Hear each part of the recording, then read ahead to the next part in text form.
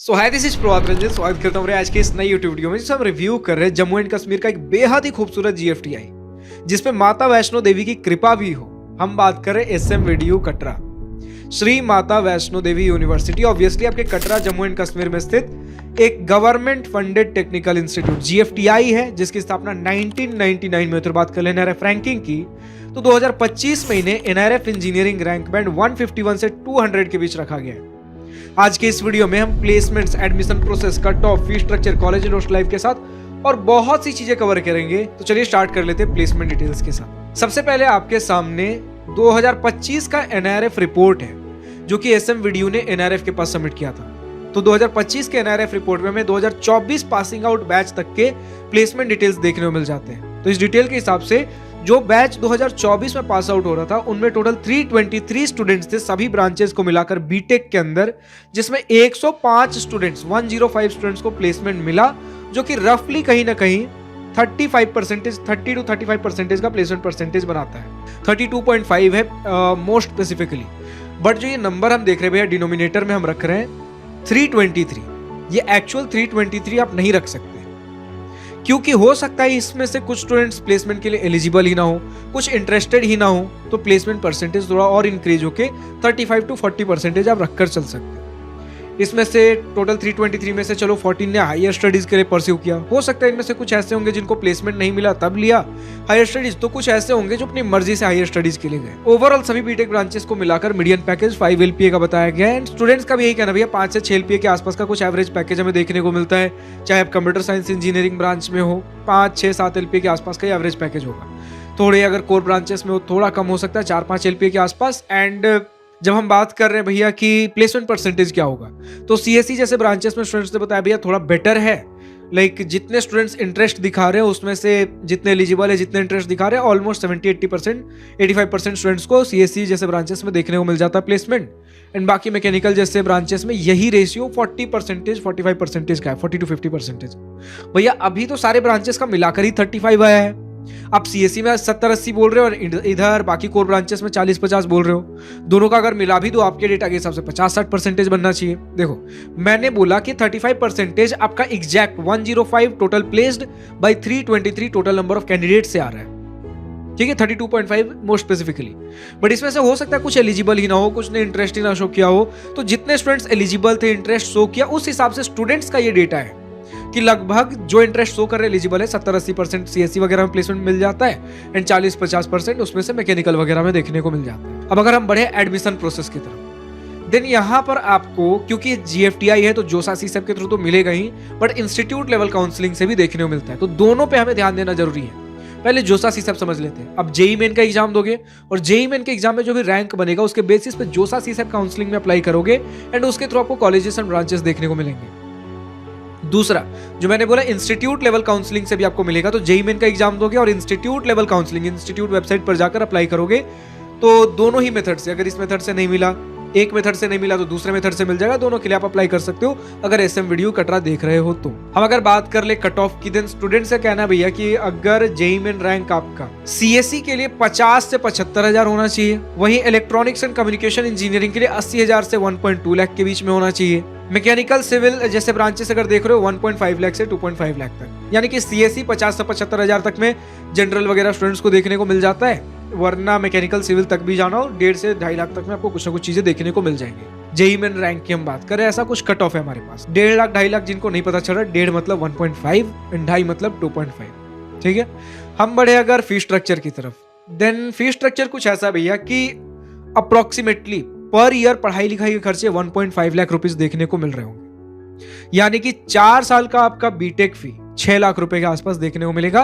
पढ़ाई लिखाई का ट्यूशन फी, एकेडमिक फी की हम बात कर रहे हैं। इसके अलावा हॉस्टल एंड मेस आप मैक्सिमम 60,000 पर ईयर मानकर चल सकते हो, हॉस्टल एंड मेस दोनों मिलाकर। तो ये आपका 2,40,000 देखने को मिलेगा भैया 4 साल का आपका रहने और खाने मिलाकर। तो पढ़ाई लिखाई का हो गया हमारे पास 6 लाख और 2,40,000, 2.5 लाख पकड़ के चलो, 2.5 लाख आपका रहने खाने का। तो यानी कि 8.5 लाख तक में आपका पढ़ना लिखना रहना खाना सब कुछ हो जाएगा एंड हॉस्टल्स कंपलसरी है। तो इतना तो लगने वाला है। कुछ आपको स्कॉलरशिप्स वगैरह भी देखने को मिल जाते हैं। दे have a Shakti scholarship program for meritorious girls rank based scholarship for JEE toppers, 100% tuition fee waiver for top rankers हो, गर्ल कैंडिडेट हो, आपको कुछ 100% स्कॉलरशिप तो भी देखने को मिल जाएगा। तो 8.5 लाख मैक्सिमम है। कुछ आप अपने स्टेट लेवल स्कॉलरशिप, कुछ central level scholarship, NSP portal वगैरह पे जाकर कुछ चीजें देख सकते हो। एंड फिर भी बजट अगर ज्यादा लग रहा है, विद्या लक्ष्मी पोर्टल पर जाकर आप अपने लिए different scholar education loans check out कर सकते हो। फाइनली अब हम पहुंचते अपने कॉलेज एंड हॉस्टल लाइफ के सेक्शन पे, जिसका स्टूडेंट्स को सबसे बेसब्री से इंतजार होता है भैया institute, campus, infrastructure, surrounding, environment, facilities किस प्रकार की है। तो यार जिस प्रकार का इंफ्रास्ट्रक्चर आपको मिल रहा है वो भी बढ़िया है। 470 एकड़ रफली, कंफर्मिंग दैट यस 470 एकर्स में आपको कैंपस देखने को मिलता है।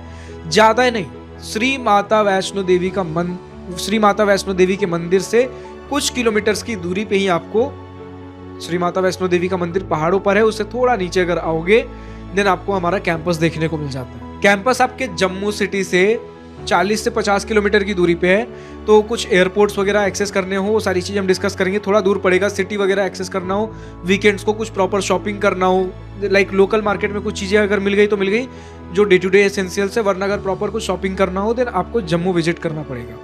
तो सिनेरियो तो हम कुछ समझ रहे भैया, कैंपस किस प्रकार का है, थोड़ा सा शहर से दूर है, श्री माता वैष्णो देवी की कृपा के बहुत करीब है। एंड ये उसी संस्था के द्वारा संचालित है जो संस्था श्री माता वैष्णो देवी मंदिर को देखभाल करती है। उसी संस्था की तरफ से आपको इंस्टीट्यूट देखने को मिलता है। ठीक है, तो इसीलिए जब आप हॉस्टल एंड मेस फैसिलिटीज के बारे में भी बात करते हो देन मेस के बारे में सबसे पहले समझ ले, प्योर वेज आपको मेस देखने को मिलता है। इनफैक्ट इंस्टीट्यूट के अंदर नॉनवेज खाना बाहर से लाना भी अलाउड नहीं है। थोड़ा मतलब यार जा रहे हो श्री माता वैष्णो देवी के ही कॉलेज में जा रहे हो, इंस्टीट्यूट यूनिवर्सिटी में जा रहे हो, थोड़ा डिवाइन फीलिंग आएगा। चारों तरफ पहाड़ हैं तो एक सीरेन ब्यूटी आपको देखने को मिलेगा। शहर के शोर शराबे से दूर आपको शांति देखने को मिलेगी। तो ब्यूटीफुल कैंपस तो हमारा है। कैंपस के अंदर कुछ कैफेटेरियाज, कैंटीन, सीसीडी आपको देखने को मिल जाते हैं, बहुत ज्यादा नहीं लेकिन थोड़ा बहुत है। हॉस्टल्स के बारे में जब हम बात कर रहे हैं भैया देन हॉस्टल्स के कुछ फैसिलिटीज मैं आपको बता देता हूँ। आपको single, double, triple sharing rooms देखने को मिल जाएंगे। गर्ल्स के लिए रात के लगभग 7-8 बजे के आसपास का इन टाइम बताया गया है। रात के 8 बजे से पहले पहले आपको हॉस्टल्स के अंदर लौट आना है। वहीं बॉयज के लिए यही टाइम 10 से 11 बजे का बताया गया। एंड कुछ स्टूडेंट्स का कहना है भैया कि इतना ज्यादा बॉयज के लिए स्ट्रिक्ट है भी नहीं, जो है थोड़े फर्स्ट ईयर में रहता है, उसके बाद थोड़ा रिलैक्सेशन मिलता है बॉयज को। अब इसके अलावा अगर हम बात कर ले भैया कि कनेक्टिविटी किस प्रकार है, देन नियरेस्ट रेलवे स्टेशन 10 से 12 किलोमीटर की दूरी पे है Katra railway station. And nearest airport Jammu airport देखने को मिलेगा 45 किलोमीटर की दूरी पे, जो मैंने बोला था जम्मू विजिट करना हो 40 से 50 किलोमीटर की दूरी पे है। एंड क्योंकि कैंपस से जम्मू की दूरी 40 से 50 किलोमीटर है तो जब भी ट्रैवल करोगे लगभग 1 घंटे के आसपास का ट्रैवल टाइम लगने ही वाला है। कैंपस के अगर इंफ्रास्ट्रक्चर के बारे में बात कर ले देन वो भी आपको खूबसूरत देखने को मिलता है। वेल मेंटेन बिल्डिंग्स, ग्रीनरी बढ़िया देखने को मिलता है। स्टूडेंट्स कह रहे भैया कि रिलेटिवली थोड़ा नया कैंपस है, उसके बावजूद भी हमें बढ़िया इंफ्रास्ट्रक्चर देखने को मिल रहा है। हॉस्टल की कंडीशन स्टूडेंट्स ने बढ़िया बताया, मेस का खाना भी स्टूडेंट्स ने बढ़िया बताया है। जब हम बात करते हैं स्पोर्ट्स फैसिलिटीज की, स्टूडेंट्स ने वो भी बढ़िया बताया है। तो कैंपस साइज भी बढ़िया भी है, वेल मेंटेन्ड भी है, कैंपस खूबसूरत भी है, कैंपस के साथ साथ सराउंडिंग भी खूबसूरत है। बस यही कि शहर से थोड़ा दूर है, प्लेसमेंट थोड़े इंक्रीज हो जाए तो और बेटर है। इससे बढ़िया बात कुछ स्टूडेंट्स बताया भैया 75% अटेंडेंस पॉलिसी इधर उतना स्ट्रिक्ट नहीं है, तो रिलैक्सेशन उन्हें मिलता है कि अगर गेट या फिर कुछ दूसरा प्रिपरेशन करना हो, अगर प्लेसमेंट्स उतने बढ़िया नहीं है, हमें कुछ और साइड हसल भी करना हो तो समय मिलता है।